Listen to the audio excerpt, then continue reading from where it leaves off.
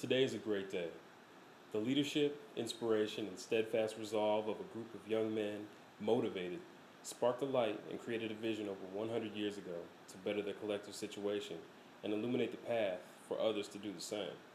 The jewels of Alpha Phi Alpha Fraternity Incorporated have long served as the foundation for a highly select group of men to build upon. Alpha Phi Alpha and the brothers therein have continued to answer the call to lead a culture to better itself, lead a nation to realize the value of all its people, and so importantly, lead those deemed worthy to the light. Like anyone who ventures down an uncharted path, the risk is tremendous and the reward is often unpromised and far from certain. More troubling, one might say, is the fact that efforts meet with success or failure both come with a sacrifice and scrutiny. Unfortunately, this is the penalty of leadership. Written nearly 90 years ago, an ad man by the name of McManus penned the following, which quite eloquently describes an aspect of that leadership role. In every field of human endeavor, he that is first must perpetually live in the white light of publicity. Whether the leadership be vested in a man or in a manufactured product, emulation and envy are ever at work. In art, in literature, in music, in industry, the reward and the punishment are always the same. The reward is widespread recognition. The punishment, fierce denial and detraction. When a man's work becomes a standard for the whole world, it also becomes a target for the shafts of the envious few. If his work be mediocre, he'll be left severely alone. But if he achieves a masterpiece, it will set a million tongues wagging. Jealousy does not protrude its forked tongue at the artist who produces a commonplace painting. Whatsoever you write or paint or play or sing or build, no one will strive to surpass you or to slander you unless your work be stamped with the seal of genius.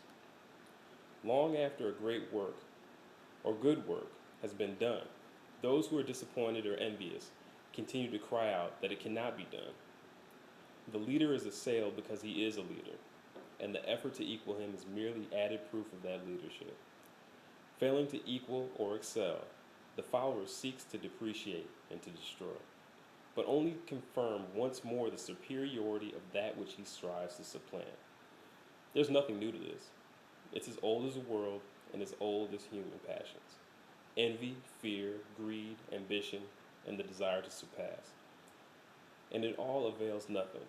If the leader truly leads, he remains the leader. Master poet, master painter, master workman. Each in his turn assail, each hold his laurels through the ages. That which is good or great makes itself known, no matter how loud the clamor of denial. That which deserves to live, lives. Now, by no means does this statement perfectly describe our situation. Organizations that have followed our founding all serve purpose, and as a collective we advance.